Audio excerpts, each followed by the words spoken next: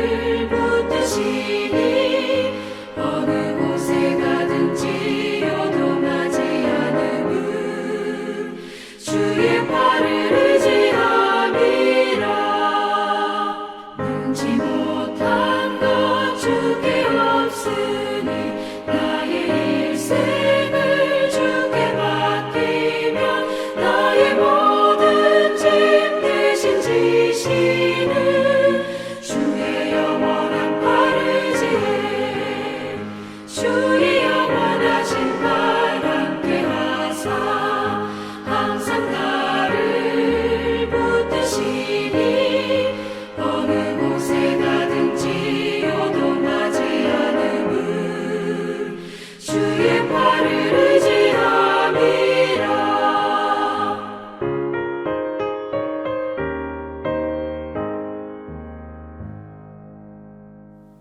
오늘 우리에게 주시는 하나님 말씀은 시편 47편 1절에서 9절 말씀입니다. 구약성경 시편 47편 1절에서 9절 말씀입니다. 다 함께 봉독하겠습니다.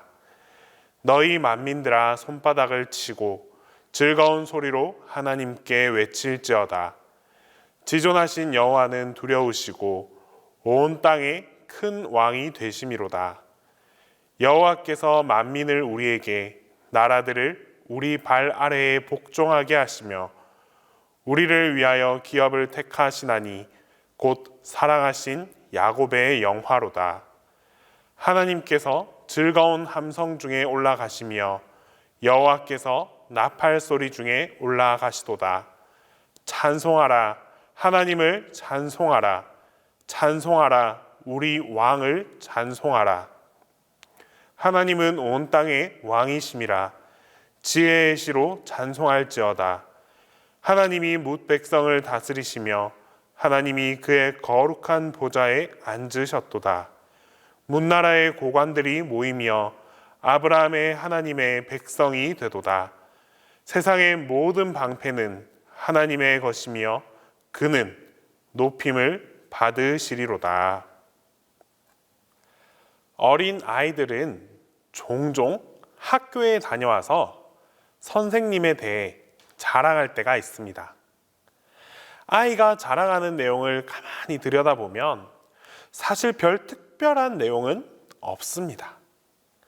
하지만 그 자랑하는 모습에 자랑 안에는 아이의 선생님과 맺은 그 특별함이 숨겨져 있습니다. 깊은 인격적인 관계가 있다는 것을 우리는 알아볼 수 있습니다. 아무리 좋은 선생님이라고 하더라도 아이와 특별한 관계가 맺어지지 않으면 아이들은 신이 나서 그렇게 선생님을 자랑하지 않습니다. 선생님과의 특별한 관계가 미리 형성되어 있어야만 자랑으로 이어질 수 있습니다. 우리와 하나님의 관계도 이와 비슷합니다. 다른 사람들이 하나님께 받은 그 은혜를 간증한다 할지라도 나 스스로가 하나님을 만난 적이 없고 하나님과 특별한 관계 가운데 있지 않다면 우리는 하나님을 찬양할 수 없습니다. 하나님을 향한 진정 어린 찬양이 입술에서 나오지 않습니다. 이처럼 찬양은 하나님과의 관계가 우선되어야만 합니다. 오늘 우리가 읽은 이 시편의 저자는 하나님과의 깊은 관계를 형성한 사람입니다. 그 관계를 바탕으로 하나님을 찬양하고 있습니다. 찬양은 그 어떤 것보다도 하나님을 영화롭게 하고 하나님을 기쁘시게 하는 것입니다.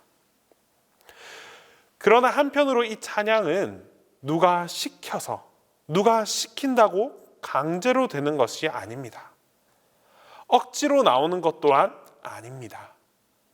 하나님과 내가 온전한 관계를 형성하고 있을 때 나도 모르게 감사와 기쁨이 어우러져서 하나님께 진실된 찬양을 드릴 수 있습니다.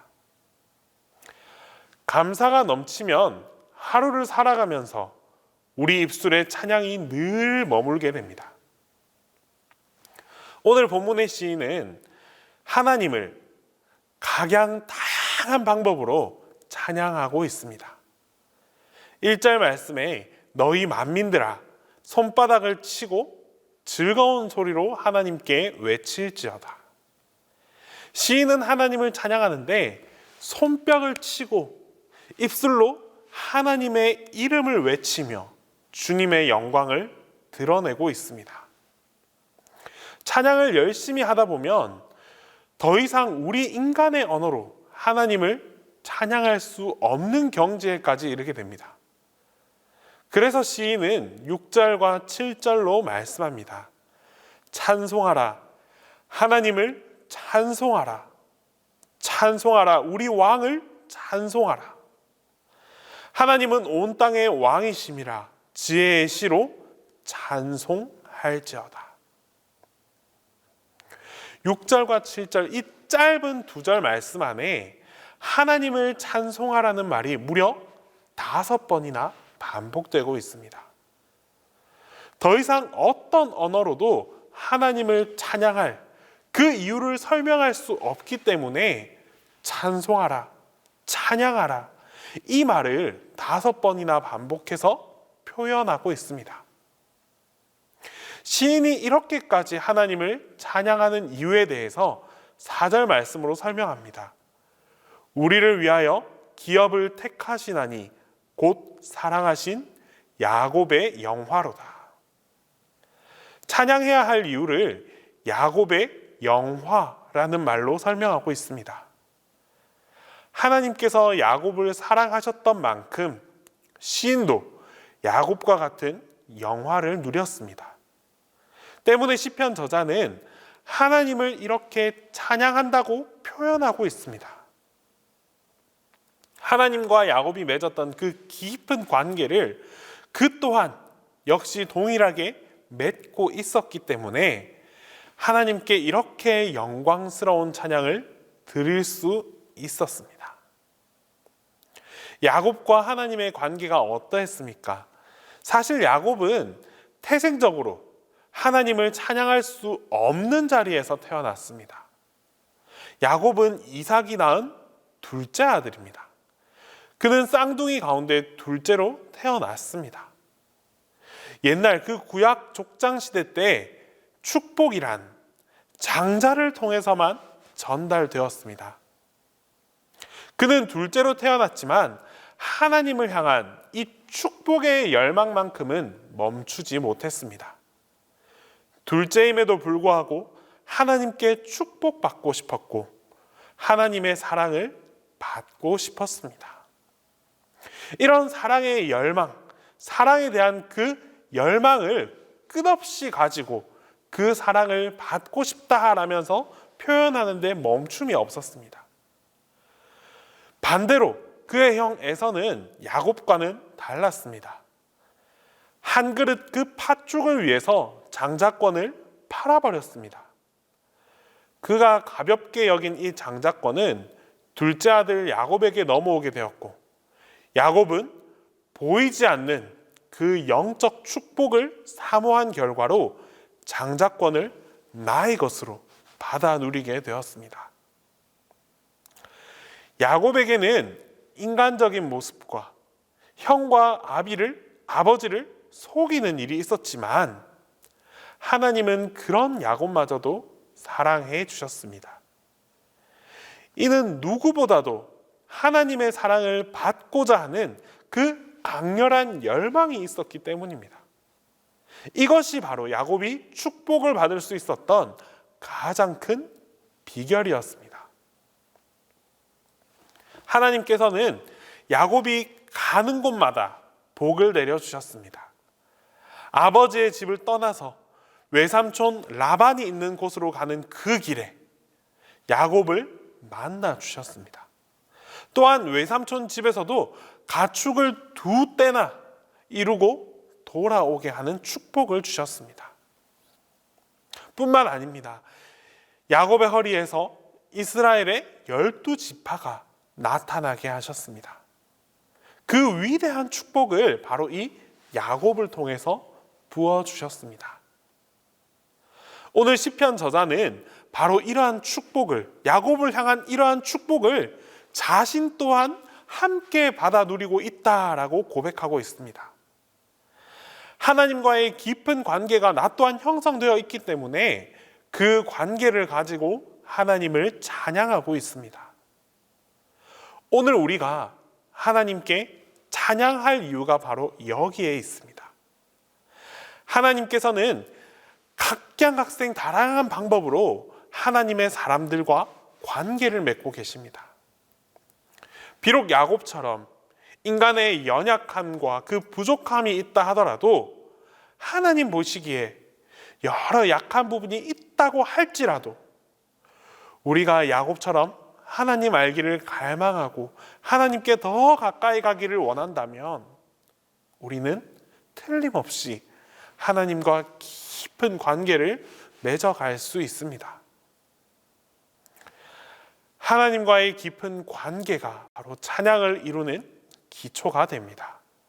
하나님을 깊이 사랑하고 부활하신 예수님을 깊이 사랑하며 하루하루를 살아갈 때에 하나님을 향해 기쁨의 찬양을 드릴 수 있는 그 놀라운 축복이 여러분들 모두와 함께하게 될 것입니다. 기도하겠습니다. 날마다 우리를 지켜주시고 사랑해 주시는 하나님 아버지, 오늘 하루도 하나님과 나의 관계가 어떠한지 깨닫게 하시고 그 사랑의 관계를 떠올리며 살아가게 하심을 감사드립니다. 하나님, 매 순간마다 하나님과 온전한 관계를 누리며 살아가기 위해 노력하는 삶을 살게 하여 주시옵소서. 우리의 나약함으로 인해 때로는 하나님을 외면한 채 나의 의지대로 살아갈 때도 있습니다.